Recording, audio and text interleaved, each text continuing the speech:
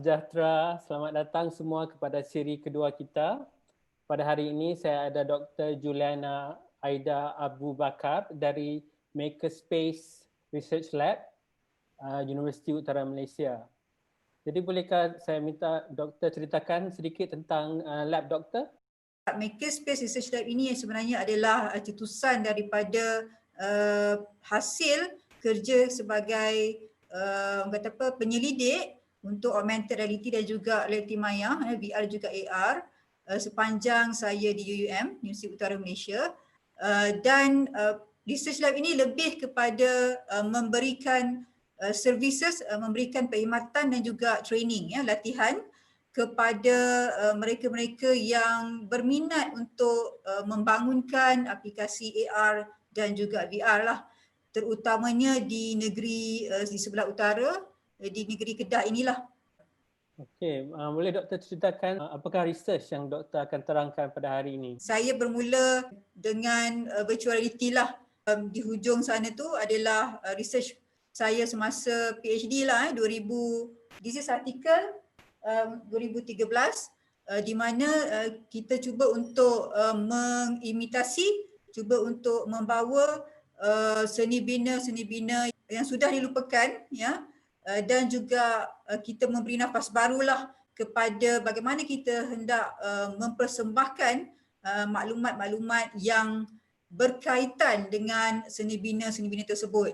So kalau kita lihat di situ adalah monumen di India, di Fatehpur Sikri. Dia berhadapan dengan Taj Mahal.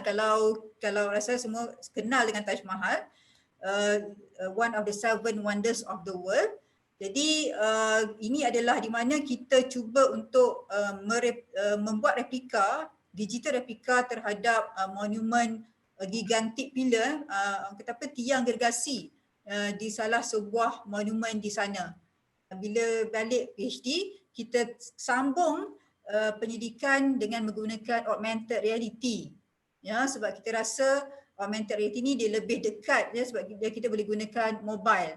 So ini adalah publication 2015 di mana kita bangunkan sebuah aplikasi mobile AR untuk Bandaraya Bersejarah Melaka lah.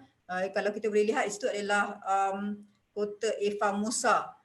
Dan Melaka pun merupakan salah satu World Heritage Site yang begitu popular lah di kalangan pelancong luar negara.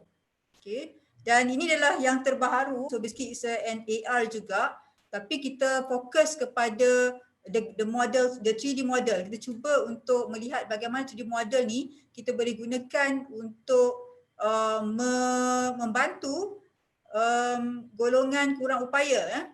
So skop di sini adalah hearing impact, golongan yang kurang daya pendengaran.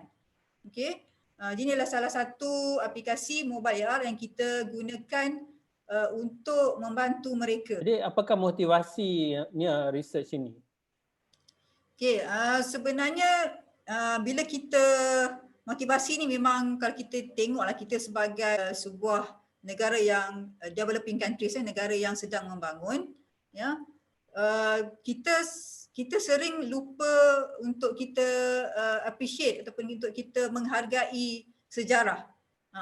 Kalau kita lihat seni bina sejarah ini, warisan budaya ini merupakan satu identiti, satu orang kata trademark. Ini adalah kita Malaysia.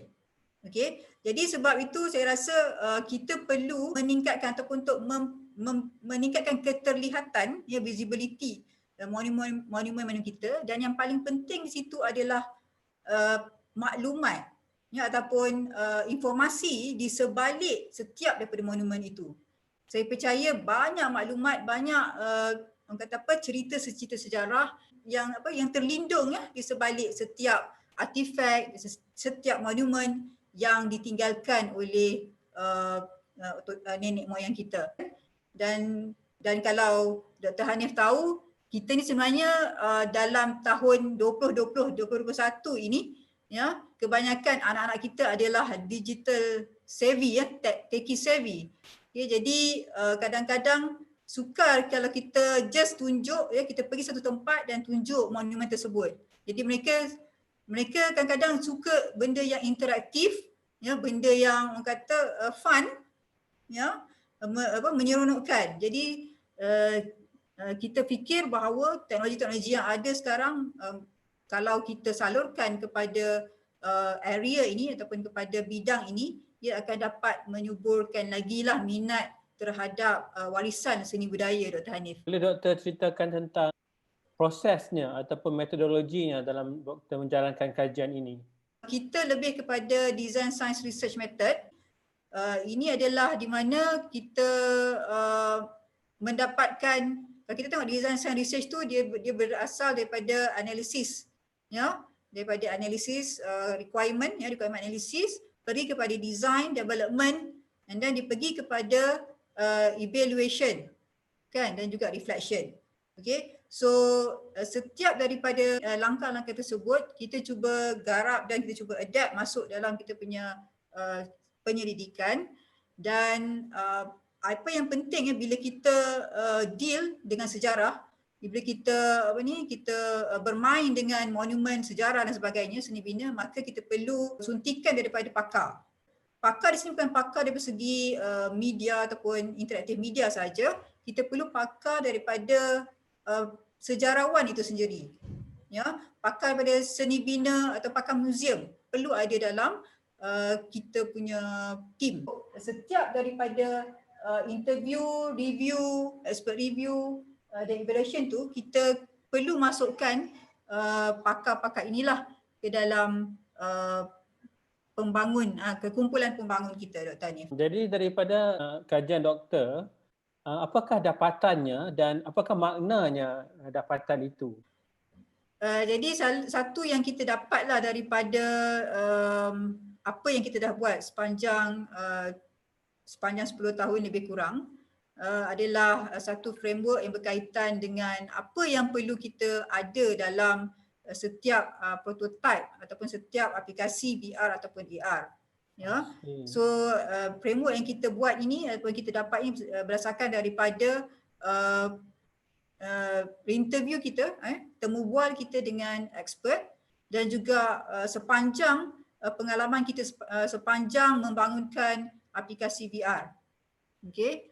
Dan mungkin juga kita masih lagi perlu kajian sama ada sesi framework ini boleh juga di-extend kepada AR. Okay. So untuk VR, pakar sangat particular ataupun sangat especially sejarawan ya, historian ni, dia sangat particular tentang konten. Jadi kalau kita buat sesuatu aplikasi, especially kalau kita letakkan di muzium, ya, konten itu perlu ada fakta yang betul, yang tepat. Ya.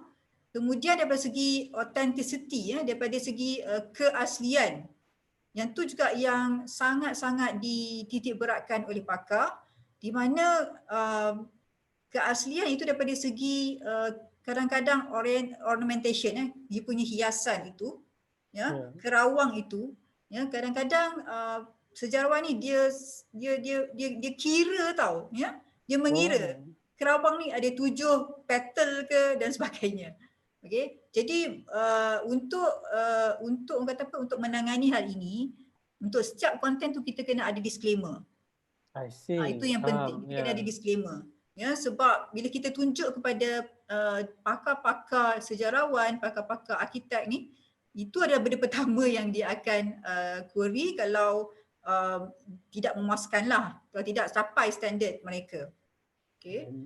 Dan kemudian daripada segi pengalaman, ya, experience ataupun pengalaman, ya. So pengalaman lebih kepada pengalaman pengguna, ya. So siapa pengguna kita? Ya, especially kalau di muzium, ya, pengguna kita adalah daripada pelbagai peringkat umur, ya. Jadi kita perlu ada suatu interface atau suatu aplikasi yang boleh memenuhi, ya, keperluan pelbagai lapisan umur. Ini saya rasa yang sangat untuk saya ataupun pendidik VR ataupun AR, ini adalah merupakan suatu challenge, cabaran. Ya, sebab kita tahu setiap daripada aplikasi ni dia ada, ataupun daripada teknologi ni dia ada limitation, ya, dia ada kekangan. Okay. Kemudian daripada segi setting, ya, setting ni maksudnya adakah kita hendak setkan, kita hendak bangunkan satu aplikasi tu di dalam bangunan ataupun di luar bangunan. Ya, adakah setting kita itu kita ada space yang besar ataupun space tu cuma kios sahaja, dia kecil sahaja. Ya, jadi setting itu merupakan satu perkara yang perlu juga kita lihat, ya, semasa kita hendak membangunkan aplikasi. Kemudian dari segi support, ya, sokongan. Okay. Sokongan ni penting especially, ya, terutamanya apabila kita hendak mendapatkan kandungan, ya, bahan-bahan kandungan, ya, material untuk kita develop. Ya. Jadi ada setengah museum, ya, dia sangat memberi kerjasama. Ada setengah badan ataupun ada setengah museum itu dia mungkin agak sukar lah, mungkinlah dia ada kekangan dan sebagainya. Jadi kita sebagai researcher, sebagai pembangun, kita kena perlu pandai untuk mencarilah bahan tersebut, ya. Dan saya rasa saya perlu juga tekankan di sini bahawa kebanyakan bahan-bahan tu kadang-kadang tak ada dalam negara. Itu adalah cabaran kita sebagai penyelidik dalam bidang warisan ni ataupun sejarah lah, sebab warisan seni budaya dan sejarah ni dia sangat berkait. Kadang-kadang benda tu dia ditulis oleh Belanda, ditulis oleh penjajah terdahulu kita dan berada di sana. Okay. Jadi kadang kita perlukan penyelidik daripada luar, kita perlu kontak penyelidik daripada luar untuk mendapatkan sesuatu bahan itu. Ya. Okay, again, kalau kita dapat bahan tersebut tidak mengapa sebenarnya, sebab kita dah nyatakan di awal tadi, kita boleh buat disclaimer di situ, ya. Tapi alangkah indahnya, alangkah baiknya kalau setiap apa yang kita lakukan itu kita berpandukan kepada fakta yang betul, fakta yang sahih daripada sumber yang boleh dipercayai. Okay. Dan kemudian interface, antarmuka ni saya rasa memang banyak kajian yang dilakukan dalam interface. Ya, saya lihat kebelakangan ini banyak information architecture, dan bidang information architecture dan sebagainya yang melihat kepada bagaimana kita hendak memperlihatkan atau kita hendak memvisualkan sesuatu maklumat tersebut. Ini adalah suatu perkembangan yang saya rasa sangat-sangat memberangsangkan, dan harapnya kita akan dapat lihat suatu aplikasi yang mantap yang dapat dikomersialkan dan dapat digunakan oleh khalayak. Baik, ya, sangat menarik kajian daripada Dr. Juliana ini, iaitu menggunakan digital teknologi seperti VR atau AR untuk mendokumentasikan bangunan-bangunan lama bersejarah kita. Ya, Dr. Hanif. Ya, jadi sekian saja untuk siri kita kali ini. Maklumat tentang research kajian Dr. Juliana dan makmalnya saya akan masukkan di dalam description video ini.